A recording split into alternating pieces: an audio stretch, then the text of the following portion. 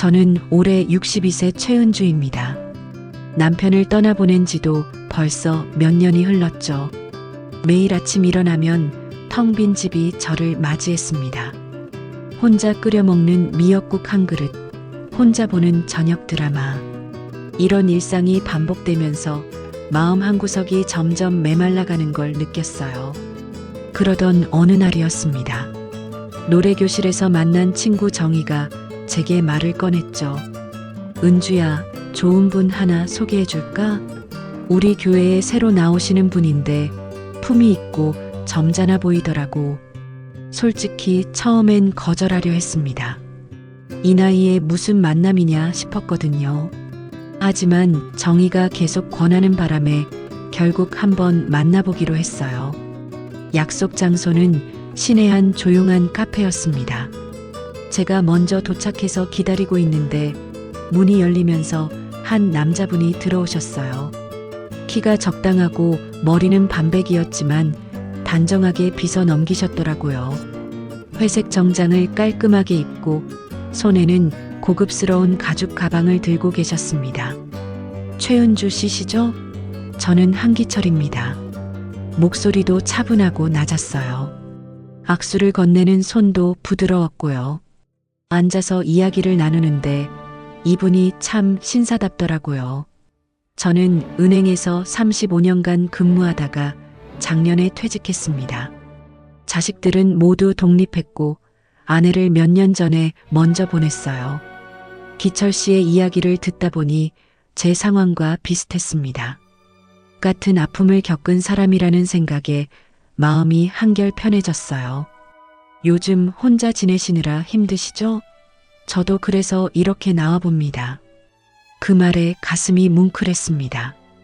정말 오랜만에 누군가 제 마음을 이해한다는 느낌이었거든요. 커피를 마시며 이런저런 이야기를 나누는데 시간 가는 줄 모르겠더라고요. 클래식 음악 좋아하세요? 다음 주에 예술이전당에서 좋은 공연이 있던데 함께 가보시겠어요? 기철 씨가 제안했을 때 제 마음이 두근거렸습니다. 언제적 일인지 기억도 안 나는 그런 설렘이었어요.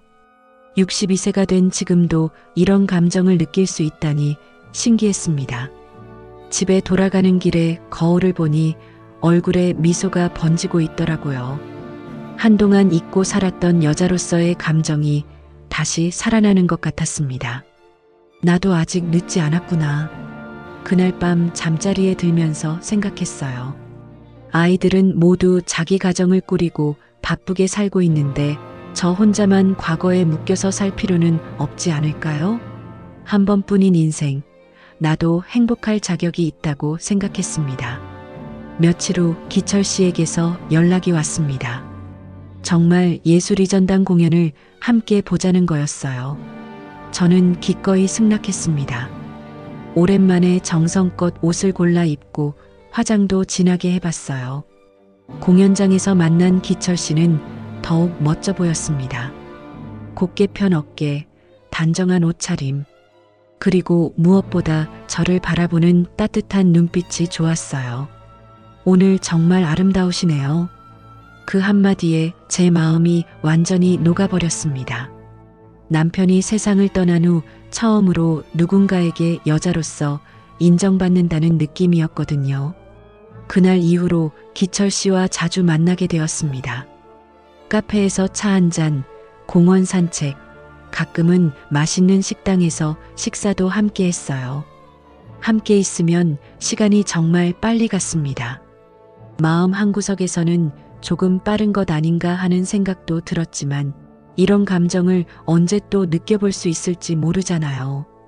62세의 늦은 사랑이라고 해서 조심스럽게만 할 필요는 없다고 생각했습니다. 기철 씨와 만난 지 2달 정도 지났을 때였습니다. 그날도 시내 한 레스토랑에서 저녁 식사를 하고 있었어요. 분위기 좋은 이탈리안 레스토랑이었는데 촛불이 은은하게 타오르고 클래식 음악이 잔잔하게 흘러나오더라고요. 은주 씨, 오늘 특별한 이야기가 있어서 이런 곳을 골랐습니다. 기철 씨가 말하더니 갑자기 자리에서 일어났어요. 그러고는 주머니에서 작은 상자를 꺼내는 거예요. 제 마음이 쿵 하고 떨어졌습니다. 설마 이게 그런 건가 싶어서요. 은주 씨, 저와 결혼해 주세요.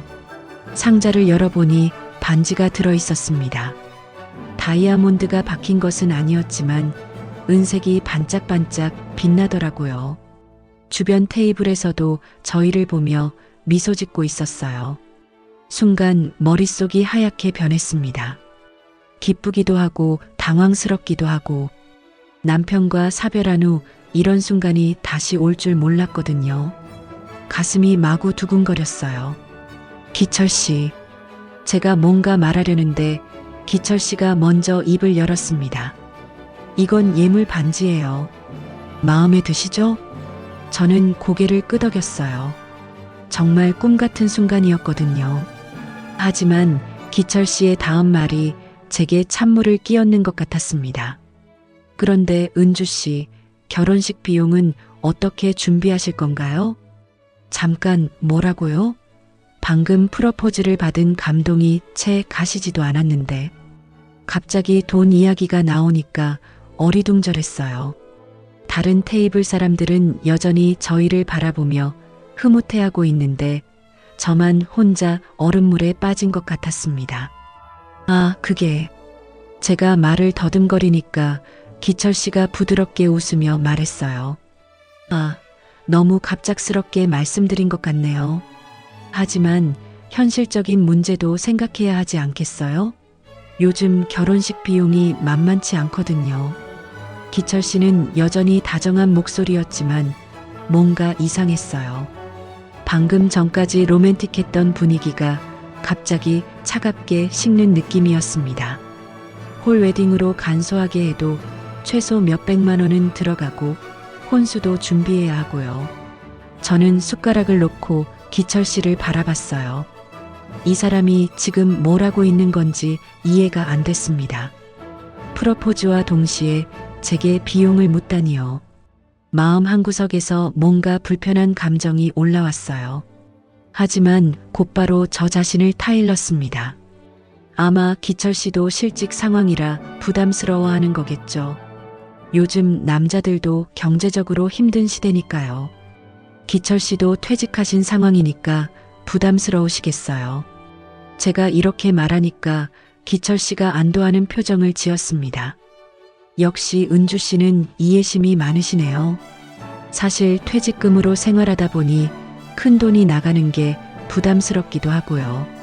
그러면서도 한편으로는 이상했어요. 분명히 은행에서 35년 근무했다고 했는데 퇴직금이 그렇게 넉넉하지 않나 싶어서요. 하지만 사람마다 사정이 다르니까요. 그럼 우리 조촐하게 하면 되죠. 굳이 큰 결혼식 올릴 필요 없어요. 제가 이렇게 말하니까 기철 씨가 제 손을 잡더라고요. 고마워요, 은주 씨. 정말 현명하신 분이에요. 그때 기철 씨가 또 다른 이야기를 꺼냈습니다. 그런데 은주 씨 집은 어떻게 되나요? 전세인가요? 자가인가요? 또 재산 이야기네요. 저는 잠깐 멈칫했어요. 결혼을 앞둔 사람끼리 현실적인 이야기를 하는 건 당연하다고 생각했지만 뭔가 순서가 바뀐 것 같았거든요. 제가 작은 건물 하나 있어요. 1층은 상가이고 2층에서 살고 있습니다. 기철 씨의 눈이 순간 반짝였어요. 그 표정을 보니 마음이 또 불편해졌습니다. 아, 그렇구나. 그럼 월세 수입도 있으시겠네요? 네, 조금씩은요. 제가 대답하자 기철 씨가 환한 미소를 지었습니다. 그 미소가 왜 그렇게 어색하게 보였을까요? 은주 씨 같은 분을 만나서 정말 다행이에요. 저 같은 남자랑 결혼해 주신다니. 달콤한 말이었지만 뭔가 어색했어요. 마치 제 재산을 확인한 다음에 하는 말 같았거든요. 집에 돌아가는 길에 계속 생각했습니다. 결혼할 사람이니까 서로의 경제 상황을 알고 싶어 하는 게 이상한 건 아니겠죠. 하지만 프러포즈 하면서 바로 돈 이야기를 하는 게 조금은 성급한 것 같았어요. 그래도 저는 마음을 다잡았습니다. 이런 현실적인 문제도 결혼 전에 정리해야 하는 거니까요. 기철 씨도 나름대로 신중하게 생각하고 있는 거겠죠. 기철 씨와 결혼하기로 한 소식을 아이들에게 전했을 때의 반응을 지금도 잊을 수가 없어요. 먼저 딸 수정이에게 전화를 걸었습니다. 수정아, 엄마가 좋은 분 만났어. 결혼하기로 했다. 전화 너머로 수정이가 숨쉬는 소리만 들렸어요. 한참 후에야 목소리가 나왔습니다. 엄마, 갑자기 무슨 소리세요? 언제부터 만나셨어요? 두어 달 됐지. 한기철 씨라고 은행에서 퇴직하신 분이야. 2달 만에 결혼을 결정하셨다고요? 너무 성급한 거 아니에요? 수정이의 목소리에 당황스러움이 묻어났어요. 간호사로 일하면서 많은 사람을 봐온 딸이라 그런지 직감적으로 뭔가 이상하다는 걸 느끼는 것 같았습니다. 수정아, 엄마도 이제 62살이야. 언제까지 혼자 살 수는 없잖니. 그렇다고 해도 너무 빨라요. 그분에 대해서 제대로 알아보기나 하셨어요? 제가 전화를 끊고 나서 바로 도연이에게도 연락했습니다. 아들의 반응은 더욱 차가웠어요. 엄마, 정신 차리세요. 요즘 그런 사기꾼들이 얼마나 많은데요. 야, 도연아. 엄마를 뭘로 보고 그런 말을 하니? 엄마가 세상 물정을 모르시잖아요. 특히 남자들 말에 잘 넘어가시고. 아들의 말이 가슴에 박혔습니다. 남편 없이 홀로 이 집안을 지켜온 제가 세상 물정을 모른다니요. 억울하면서도 화가 났어요. 며칠 후 일요일 저녁이었습니다. 문 밖에서 초인종이 울렸는데 나가보니 도연이가 서 있더라고요. 평소보다 표정이 심각했어요. 엄마, 들어가도 될까요? 거실에 앉은 도연이는 곧바로 본론을 꺼냈습니다. 엄마, 그 사람 집은 가봤어요? 아직은. 왜 그래? 은행 퇴직자라고 하는데 정말인지 확인해 봤어요? 도연이의 질문이 날카로웠어요. 건축사로 일하면서 여러 사람들을 만나다 보니 의심하는 눈이 생긴 모양이었습니다. 도연아, 엄마가 그렇게 어리석어 보여? 어리석다는 게 아니라 요즘 그런 결혼 사기가 너무 많다고요. 특히 나이 드신 여성분들을 노린다고 하던데. 그 말에 제 머리끝까지 화가 올라왔어요. 내 아들이 날 그렇게 바보 취급하다니. 그만해. 기철 씨는 그런 사람 아니야. 얼마나 점잖고 신사적인 분인데. 엄마, 그런 사람들이 더 위험하다고요. 겉보기에는 다 신사처럼 보이거든요. 너 지금 엄마 판단력을 무시하는 거야? 목소리가 점점 높아졌어요. 아들이 제 선택을 전혀 믿지 않는다는 게 너무 서러웠거든요. 그때 도연이가 휴대폰을 꺼내더니 뭔가를 보여줬어요. 엄마, 이거 보세요. 인터넷에서 찾아본 건데 한기철이라는 이름으로 사기당했다는 글이 있어요. 그게 같은 사람이라는 보장이 어디 있어? 동명이인일 수도 있잖아. 그래도 조심하는 게 좋지 않을까요? 만약 진짜 좋은 분이라면 시간을 두고 천천히 알아가도 되잖아요. 하지만 저는 도연이의 말을 듣고 싶지 않았어요. 남편이 세상을 떠난 후 얼마나 외로웠는지, 매일 밤 혼자 누워서 얼마나 쓸쓸했는지 아이들은 모르거든요. 도연아, 엄마 마음 몰라줘도 돼. 하지만 엄마 인생에 간섭하지는 마. 간섭이 아니라 걱정이에요, 엄마.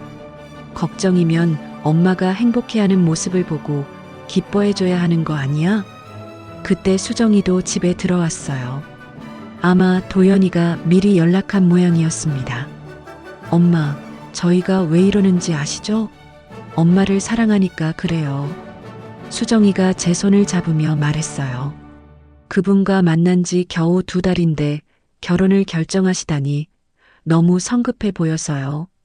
성급하다고 생각하는 건 너희들이고 엄마는 확신이 서는 걸. 무엇 때문에 확신이 서세요? 그분이 엄마를 진심으로 대해주거든. 외로운 엄마 마음을 누구보다 잘 이해해 주시고. 아이들의 표정이 안쓰러워졌어요. 하지만 저는 이미 마음을 정했습니다. 너희들은 각자 가정이 있고 바쁘게 살잖아. 엄마만 혼자 남겨두고 말이야. 엄마, 내 인생은 내가 선택한다. 62살까지 살아보고 판단하는 건데 왜 못 믿어주는 거야?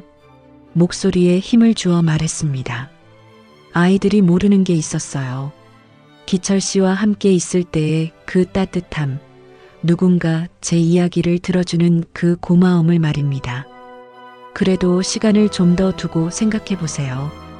도연이가 마지막으로 부탁했지만 제 마음은 이미 기울어져 있었어요. 아니야. 늦은 나이에 만난 사랑인데 무슨 시간을 더 둬. 기철 씨도 기다리고 계셔. 그날 밤 아이들이 돌아간 후 혼자 앉아서 생각했어요. 정말 내가 성급한 걸까? 하지만 곧 고개를 저었습니다. 이 외로움을 아이들은 모르거든요. 매일 밤 혼자 잠들 때의 그 공허함을요. 아이들과의 갈등 이후 며칠이 지났을 때였습니다.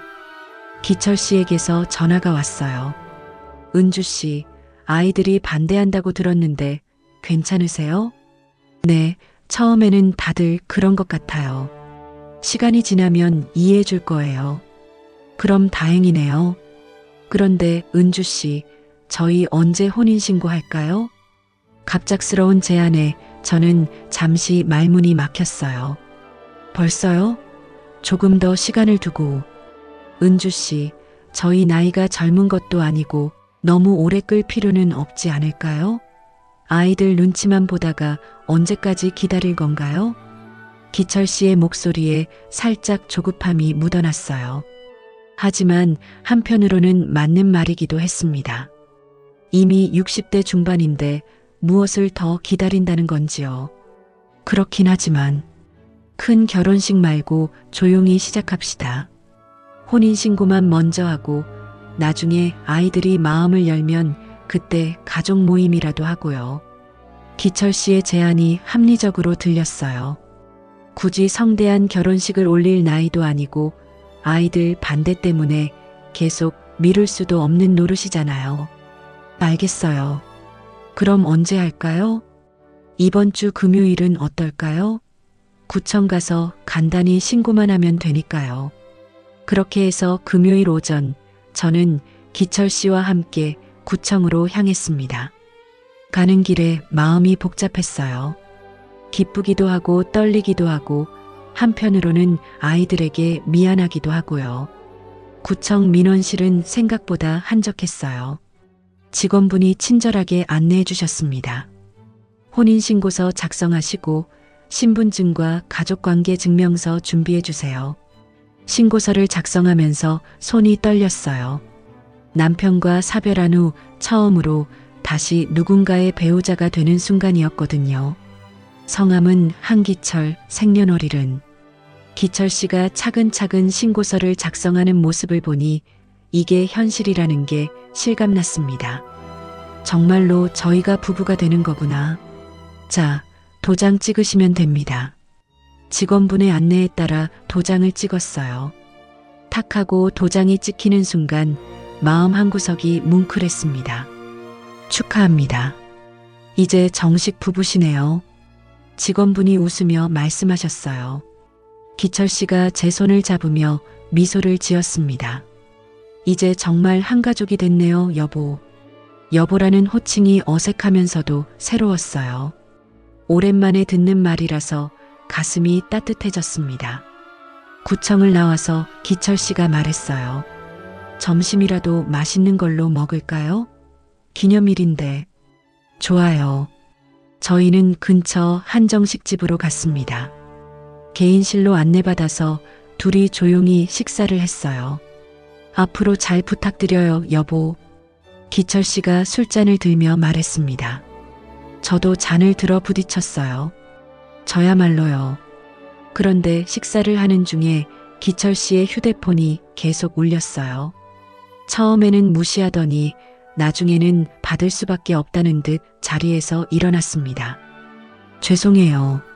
잠깐만 받을게요. 기철 씨가 밖으로 나가서 통화를 했어요. 목소리가 들리지 않게 문을 닫고 나가더라고요.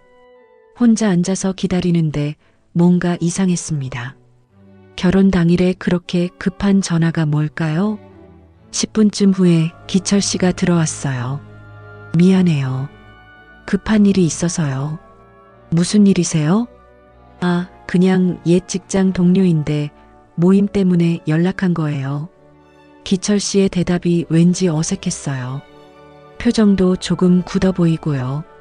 식사를 마치고 나와서 택시를 타고 집으로 가는 길이었습니다.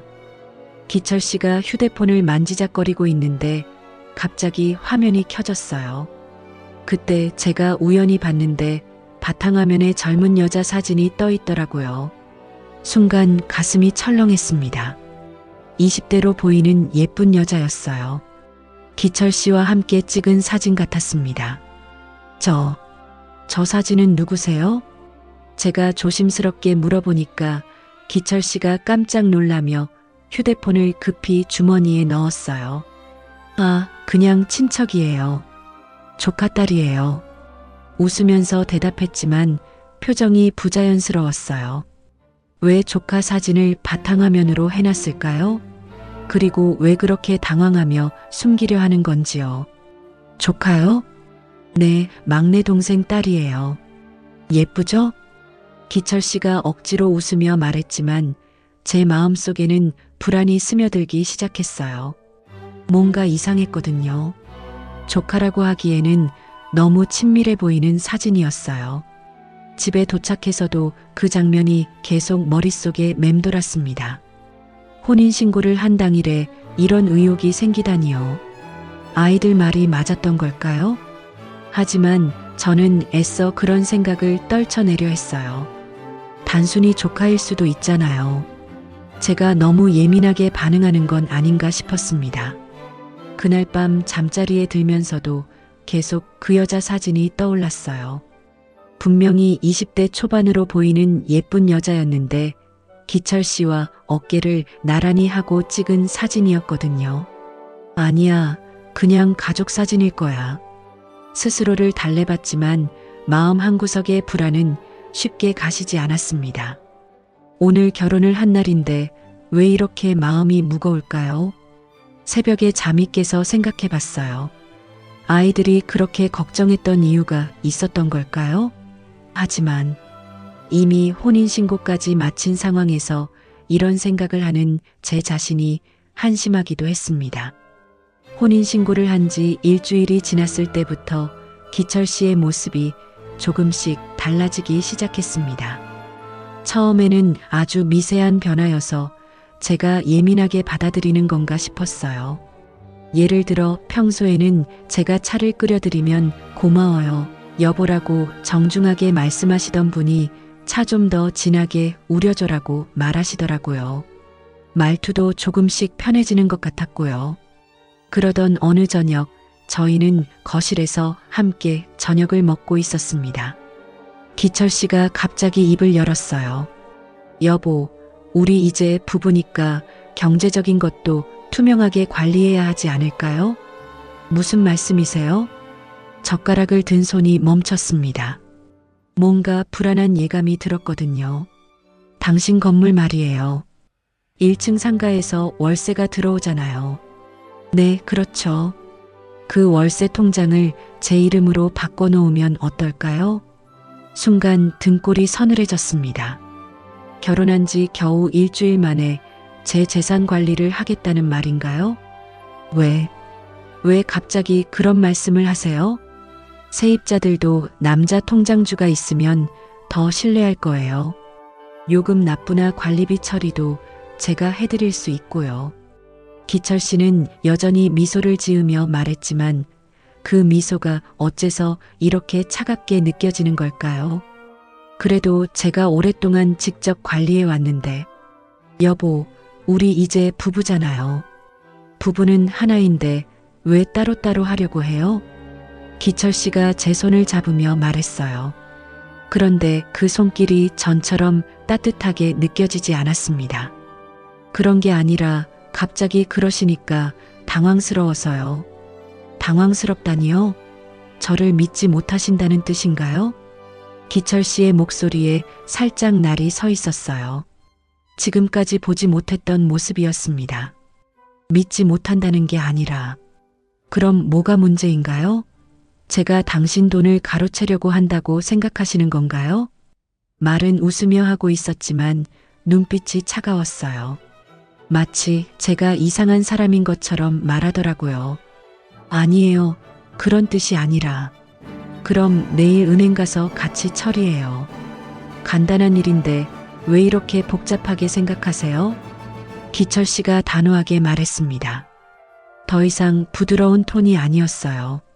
마치 당연한 걸 왜 거부하느냐는 식이었습니다. 그날 밤 잠자리에서 계속 생각했어요. 정말 부부니까 그런 건가요? 아니면 아이들이 걱정했던 게 맞는 건가요? 다음 날 아침 기철 씨는 평소보다 일찍 일어나더니 말했어요. 여보, 오늘 은행 갈 시간 있죠? 오전에 처리해버려요. 기철 씨, 다시 생각해 봤는데. 뭘 더 생각해요? 어제 다 얘기한 거 아니에요? 기철 씨의 표정이 굳어졌습니다. 어제까지만 해도 미소라도 띠고 있었는데 오늘은 아예 인상을 쓰고 있더라고요. 제가 그 건물로 생활하고 있으니까 조금 더 신중하게. 신중하게요? 우리가 남남인가요? 목소리가 점점 높아졌어요. 지금까지 한 번도 큰 소리를 낸 적이 없던 분이었는데 말입니다. 결혼할 때는 언제고 이제 와서 이런 식으로 나오시면 저는 어떻게 해야 되는 거예요? 기철 씨가 식탁을 탁 치며 일어났어요. 깜짝 놀라서 저도 몸이 움츠러들었습니다. 미안해요. 흥분했네요. 잠시 후 기철 씨가 다시 앉으며 말했어요. 하지만 억지로 참는 것 같았어요. 여보, 제가 무리한 요구를 하는 건가요? 그냥 통장 명의만 바꾸자는 건데 그게 작은 일이 아니에요. 제 생활의 터전이거든요. 터전을 빼앗으려는 게 아니라 더 체계적으로 관리하자는 거예요. 저도 남자니까 이런 일에는 더 경험이 많고요. 그러면서 또 제 손을 잡더라고요. 당신이 힘들게 혼자 관리할 필요 없어요. 이제 제가 있잖아요. 달콤한 말이었지만 뭔가 소름이 돋았어요. 마치 제 재산을 노리고 접근한 것 같은 느낌이었거든요. 조금 더 시간을 주세요. 갑작스러워서. 시간요? 언제까지 시간이 필요한 거예요? 기철 씨의 목소리에 짜증이 섞여 있었어요. 일주일만. 일주일이면 충분하겠네요. 그때까지 충분히 생각해 보세요. 그날 하루 종일 기철 씨는 저에게 차갑게 대했어요. 평소처럼 다정하게 말을 걸지도 않고 텔레비전만 보고 앉아 있더라고요. 저녁에 제가 밥상을 차려놓고 불렀는데도 배 안 고파요라고 퉁명스럽게 대답하더라고요. 결혼 전에는 그렇게 다정하던 분이 이렇게 달라지다니. 그때 깨달았어요. 아, 이 사람이 진짜 원하는 건 제 재산이었구나. 사랑한다고 외로움을 달래주겠다고 했던 그 모든 말들이 거짓이었던 거죠. 밤에 혼자 누워서 눈물이 났어요. 아이들 말을 듣지 않은 제가 바보였습니다. 하지만 이미 혼인신고까지 한 상황에서 어떻게 해야 할지 막막했어요. 새벽에 화장실에 가려고 일어났는데 거실에서 기철 씨가 전화 통화를 하고 있더라고요. 응, 순조롭게 진행되고 있어. 곧 통장명에 바꿀 수 있을 것 같아. 누구와 통화하는 건지 알 수 없었지만 그 순간 온몸에 소름이 돋았습니다. 정말로 계획적이었던 거네요. 기철 씨의 변한 모습에 마음이 무거웠던 저는 며칠 후 노래교실에 갔습니다. 평소처럼 친구들과 함께 노래를 부르며 잠시나마 잡념을 떨쳐내고 싶었거든요. 은주야, 오늘 표정이 안 좋네. 무슨 일 있어? 절친한 친구 정희가 저를 보더니 걱정스러운 표정으로 물어봤어요. 아니야, 별일 없어. 애써 괜찮은 척했지만 정희는 제 마음을 이미 눈치챈 것 같았습니다. 결혼 생활 어때? 남편분이 잘해줘? 응, 잘해줘. 거짓말이었어요. 요즘 기철 씨는 예전 같지 않았거든요. 매일 통장 이야기만 하고 제가 거부하면 차갑게 대했습니다. 노래 교실이 끝난 후 정희가 저를 불러 세웠어요. 은주야, 커피 한잔 할까? 할 얘기가 있어. 근처 카페에 앉아서 정희가 조심스럽게 말을 꺼냈습니다. 은주야, 너 남편 말인데. 왜? 무슨 일이야? 정희의 표정이 심각해서 가슴이 두근거렸어요. 혹시 한기철이 맞지? 응, 맞아. 왜? 은주야, 이거 어떻게 말해야 할지 모르겠네. 정희가 한숨을 쉬며 주변을 둘러봤어요. 마치 누가 엿들을까봐 조심하는 것 같았습니다. 정희야, 무슨 일인지 얘기해줘.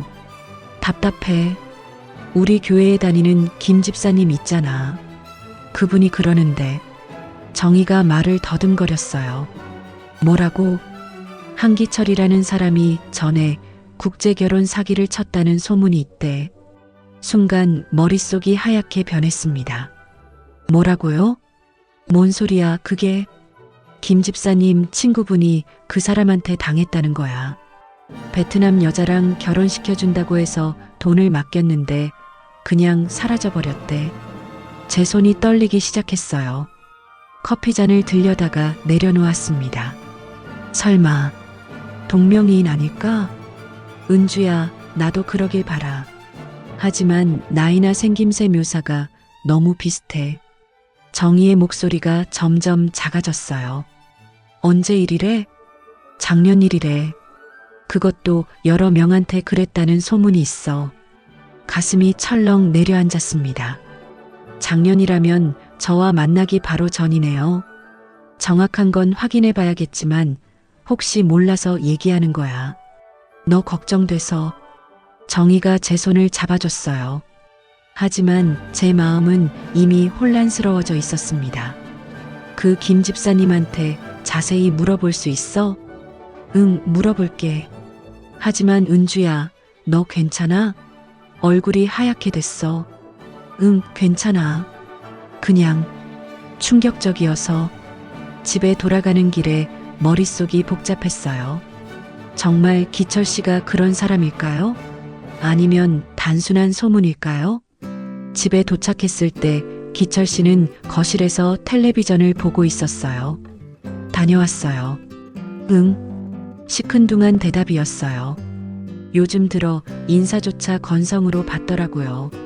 저녁을 준비하면서도 정희의 말이 계속 머릿속을 맴돌았습니다. 국제결혼 사기라니. 정말 그런 일이 가능한 건가요? 여보, 저녁 드세요. 밥상을 차려놓고 불렀는데 기철 씨가 식탁에 앉으며 또 그 이야기를 꺼냈어요. 통장 이야기는 생각해 봤어요? 또 그 얘기네요. 요즘 만나기만 하면 통장 이야기만 하는 것 같아요. 조금 더 시간이 뭐가 더 필요해요? 일주일이라고 했는데 벌써 사흘 지났잖아요. 기철 씨의 목소리에 짜증이 섞여 있었어요. 그때 정희의 말이 더욱 생생하게 떠올랐습니다. 혹시 정말 제 재산을 노리고 접근한 건 아닐까요? 기철 씨, 혹시 전에 국제결혼 중개 일 하신 적 있어요? 조심스럽게 물어봤더니 기철 씨의 표정이 순간 굳어졌어요. 왜 갑자기 그런 걸 물어봐요? 그냥 궁금해서요. 없어요. 그런 거 한 적 없어요. 너무 빨리 부인하는 것 같았어요. 그리고 표정도 어색했고요. 은행에서만 일하셨죠? 당연히 그렇죠. 왜 자꾸 이상한 걸 물어봐요? 기철 씨가 젓가락을 탁 놓으며 말했어요. 누가 이상한 소리라도 했어요? 아니에요. 그냥이 뭐예요? 분명히 누가 뭔가 말했을 거 아니에요. 기철 씨의 목소리가 점점 날카로워졌어요. 왜 이렇게 예민하게 반응하는 걸까요? 그날 밤 잠자리에서 계속 생각했어요. 정희의 말이 사실이라면? 정말 기철 씨가 결혼 사기꾼이라면? 하지만 한편으로는 믿고 싶지 않았어요. 그렇게 다정했던 분이 어떻게 그런 사람일 수 있을까요? 아마 근거 없는 소문일 거예요. 며칠 후 정희에게서 전화가 왔어요. 은주야, 김 집사님한테 자세히 물어봤어. 뭐래? 그분 친구가 직접 만난 사람이 맞는 것 같아. 키, 나이, 생김새가 다 일치해. 그리고 정희가 말을 잠깐 멈췄어요. 그리고 뭐? 은행 퇴직자라고 자기소개했다는 것도 똑같대. 온몸에 소름이 돋았습니다. 우연의 일치이기엔 너무 구체적이었어요. 정희야, 확실한 거야? 김 집사님이 그분 친구한테 사진까지 보여달라고 했는데 못 보여주겠다고 하더래. 너무 충격받아서 제 마음도 무너져 내렸어요. 정말 기철 씨가 그런 사람인 걸까요? 은주야, 조심해. 혹시 뭔가 이상한 일 있으면 바로 연락해. 전화를 끊고 나서 거울을 봤는데 제 얼굴이 창백해져 있었어요. 이제 어떻게 해야 할까요? 이미 결혼까지 한 상황에서 말입니다. 그때 기철 씨가 집에 들어왔어요. 다녀왔습니다. 평소보다 기분이 좋아 보였어요. 콧노래까지 부르고 있더라고요. 오늘 기분 좋으세요? 응, 좋은 일이 생겼어요. 무슨 좋은 일일까요? 제가 불안해하고 있는데 혼자만 좋은 기분이라니. 혼인신고를 한 지 정확히 한 달이 되던 날이었습니다. 그날 아침 기철 씨는 평소보다 더 기분이 좋아 보였어요. 콧노래를 부르며 세수를 하고 거울을 보며 머리까지 정성스럽게 빗고 있더라고요. 오늘 어디 가세요? 응, 옛 동료들이랑 만나기로 했어요. 기철 씨가 넥타이를 매며 대답했어요. 결혼 후 처음으로 정장을 차려입고 나가는 모습이었습니다. 언제 들어오실 거예요? 늦을 수도 있어요. 저녁은 밖에서 먹고 올게요. 그러고는 서둘러 나가버렸어요. 뭔가 급한 일이 있는 것 같았습니다. 혼자 남은 저는 집안일을 하며 시간을 보냈어요. 요즘 기철 씨가 계속 통장 이야기를 꺼내서 마음이 무거웠거든요. 아직 결정을 내리지 못한 상황이었습니다. 저녁 7시쯤 되니까 기철 씨에게서 전화가 왔어요. 여보, 지금 친구들이랑 있는데 조금 더 있다가 갈게요. 네, 천천히 하세요. 아, 그리고 내일 우리 은행 가야 하니까 준비해놔요. 또 통장 이야기네요. 저는 한숨이 나왔습니다. 밤 10시가 넘어서 기철 씨가 돌아왔어요. 술 냄새가 많이 났습니다. 취하셨네요. 괜찮으세요? 괜찮아요. 오늘 정말 좋은 하루였어요. 기철 씨가 비틀거리며 소파에 앉았어요. 평소에 술을 많이 마시지 않던 분인데 오늘은 많이 드신 것 같았습니다. 물 갖다 드릴게요. 고마워요, 여보. 물을 가져다 주고 나서 저는 먼저 잠자리에 들었어요. 기철 씨는 아직 거실에서 텔레비전을 보고 있더라고요. 새벽 2시쯤이었을 거예요. 소변이 마려워서 화장실에 가려고 일어났는데 거실에서 기철 씨가 전화 통화를 하고 있는 소리가 들렸어요. 목소리가 작아서 처음에는 잘 안 들렸는데 화장실 문을 열었을 때 갑자기 목소리가 커졌어요. 응, 이번 여자는 건물도 있으니까 최소 3억은 뺏어낼 수 있을 것 같아. 순간 귀를 의심했습니다. 뭐라고 했다고요? 한 달 동안 충분히 감정을 끌어올렸고 이제 슬슬 통장부터 넘겨받을 때가 됐어. 온몸이 얼어붙었어요. 3억? 뺏어낸다? 저를 두고 하는 말인가요? 걱정 마. 이런 할머니들은 외로우니까 금방 넘어가. 특히 이 여자는 딱 내 스타일이야.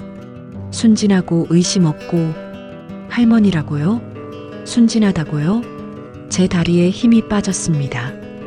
응, 통장명에 넘겨받으면 바로 돈 빼고 튀면 돼.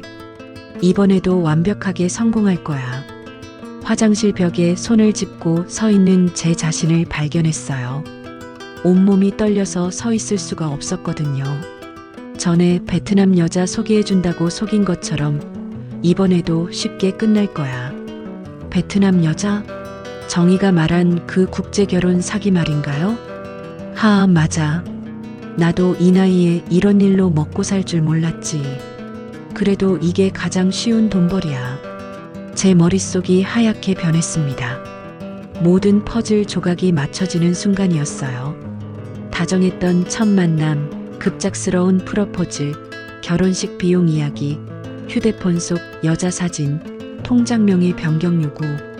모든 것이 계획된 것이었던 거예요. 그래, 내일 은행 가서 통장 넘겨받으면 바로 시작이야. 이 여자 바보라서 의심도 안 해. 바보라고요? 저를 바보라고 하는 거예요? 눈물이 왈칵 쏟아졌습니다. 분노보다는 배신감이 더 컸어요.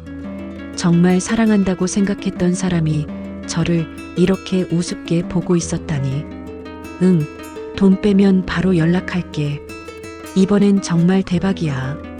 기철 씨가 전화를 끊는 소리가 들렸어요. 저는 조용히 화장실 문을 닫고 변기 뚜껑에 앉았습니다. 어떻게 해야 할지 모르겠어요. 이 사실을 어떻게 받아들여야 할까요? 남편이라고 믿었던 사람이 사실은 결혼 사기꾼이었다니. 62년을 살아오면서 이런 충격은 처음이었어요. 한참을 화장실에 앉아서 울었습니다. 억울하고 분하고 창피하기도 했어요. 아이들이 그렇게 말렸는데 제가 고집을 부렸잖아요. 10분쯤 지나서 조용히 나왔는데 기철 씨는 이미 잠들어 있었어요. 코를 골며 편안하게 자고 있더라고요.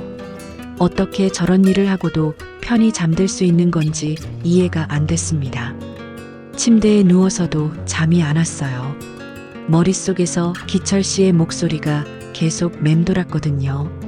3억은 뺏어낼 수 있을 것 같아. 이런 할머니들은 외로우니까 금방 넘어가. 순진하고 의심 없고 바보라서 의심도 안 해. 그동안 얼마나 우스꽝스러웠을까요? 기철 씨가 다정하게 대할 때마다 혼자 행복해했던 제 모습이 얼마나 한심했을까요? 새벽 5시가 되도록 잠을 이룰 수 없었어요. 옆에서 잠든 기철 씨를 보니 이 사람이 낯설어 보였습니다. 어떻게 이렇게 완벽하게 속일 수 있을까요? 그때 결심했어요. 더 이상 당할 수는 없다고. 제가 바보같이 당하고만 있을 수는 없다고. 아침에 일어나서 기철 씨가 세수하는 소리를 들으며 생각했습니다. 오늘 은행에 가자고 하겠지만 절대 따라가면 안 되겠어요. 하지만 어떻게 해야 할지는 막막했습니다. 혼인신고까지 한 상황에서 어떻게 벗어날 수 있을까요? 그리고 이미 너무 많은 정보를 알려준 건 아닐까요? 가슴이 답답하고 머리가 아팠어요. 한 달 전만 해도 행복한 재혼을 꿈꿨는데 이제는 어떻게 살아야 할지 모르겠습니다. 정말로 날벼락이 따로 없었어요. 그 충격적인 새벽 이후 저는 어떻게 해야 할지 몰라 하루 종일 집에만 있었어요. 기철 씨는 오전에 일어나서 오늘 은행 가자고 했지만 저는 몸이 아프다며 핑계를 댔습니다.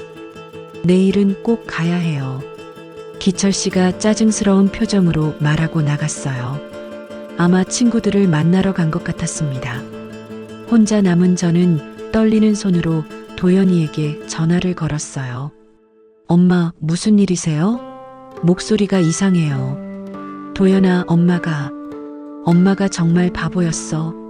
엄마, 무슨 일인지 말씀해 보세요. 그 사람이 기철 씨가 사기꾼이었어. 어젯밤에 전화 통화하는 걸 들었는데 내 돈을 노리고 접근한 거였어. 전화 너머로 도연이가 한숨을 쉬는 소리가 들렸어요. 엄마, 지금 어디세요? 제가 바로 갈게요. 집에 있어.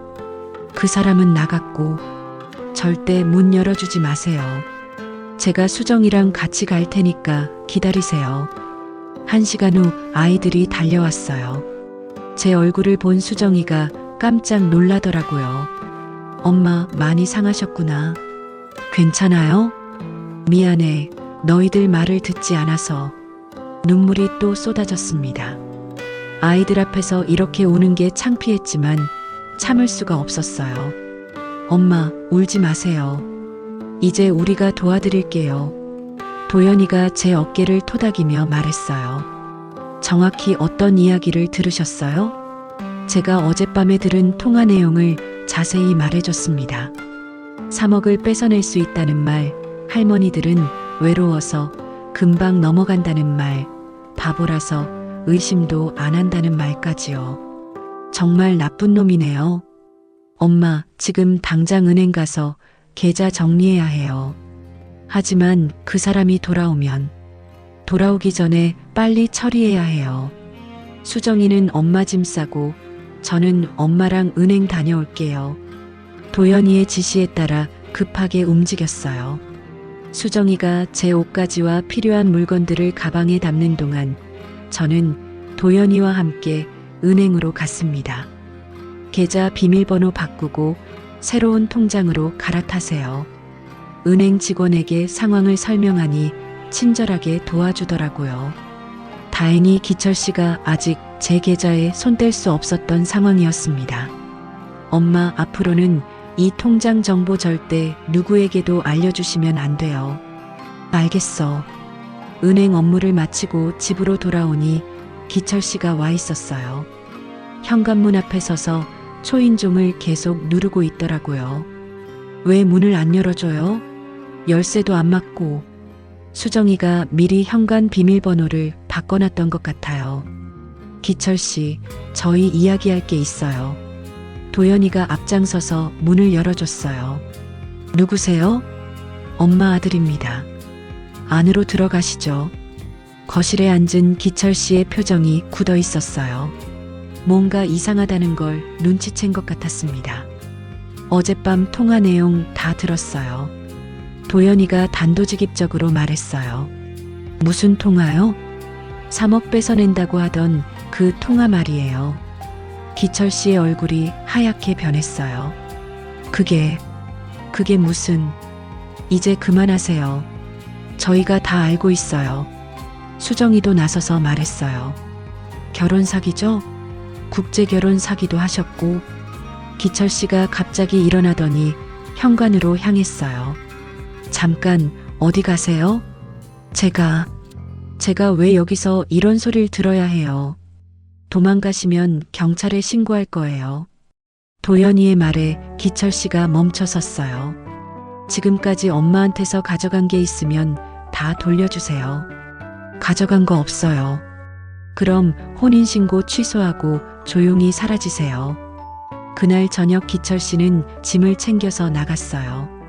마지막까지 할 말이 없다는 듯 고개를 숙이고 나가더라고요. 며칠 후 도연이가 경찰서에 신고를 했어요.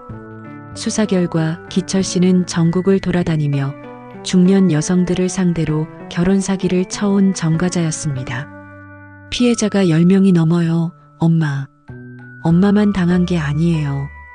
경찰관이 설명해 주는 걸 들으니 더욱 화가 났어요. 저만 바보였던 게 아니라 다른 분들도 똑같이 당했다는 거잖아요. 다행히 엄마는 큰 피해 없이 빠져나오셨어요. 다른 분들 중에는 집까지 뺏긴 분도 있대요. 정말 운이 좋았던 것 같아요. 아이들이 빨리 도와줘서 큰 피해는 막을 수 있었거든요. 하지만 마음의 상처는 쉽게 아물지 않았어요. 몇 달 동안 사람을 믿을 수가 없었습니다. 특히 남자분들을 보면 저절로 몸이 움츠러들었어요. 그러던 중 복지관에서 연락이 왔어요. 은주 씨, 재혼 사기 예방 교육 강사를 해보시면 어떨까요? 은주 씨 같은 경험을 가진 분이 직접 말씀해 주시면 더 와닿을 것 같아서요. 처음엔 망설였어요. 제 부끄러운 이야기를 남들에게 공개하는 게 쉽지 않았거든요. 하지만 저와 같은 피해자가 더 이상 나오지 않기를 바라는 마음으로 시작했습니다. 지금은 한 달에 2번씩 복지관에서 강의를 해요. 50대, 60대 여성분들이 주로 오시는데 다들 진지하게 들어주십니다. 62세에 재혼을 결정하고 한 달 만에 날벼락을 맞은 제 이야기입니다. 이렇게 시작하는 저의 강의를 들으며 고개를 끄덕이시는 분들을 보면 제 경험이 헛되지 않았다는 생각이 들어요. 혼자 지내시느라 외로우시겠지만 성급한 재혼은 위험할 수 있어요. 상대방을 최소 6개월 이상은 지켜봐야 하고 특히 돈 이야기를 먼저 꺼내는 사람은 조심하셔야 해요. 제 이야기를 통해 한 분이라도 더 조심하실 수 있다면 그걸로 충분합니다. 지금은 아이들과 더 가깝게 지내고 있어요. 그리고 노래교실 친구들과도 더 자주 만나고 있고요. 혼자여도 괜찮다는 걸 알았거든요. 외로움 때문에 잘못된 선택을 할 필요는 없다는 것도요. 제 이야기가 누군가에게는 경고가 되고 누군가에게는 위로가 되길 바랍니다. 오늘도 복지관에서 이렇게 마무리했어요.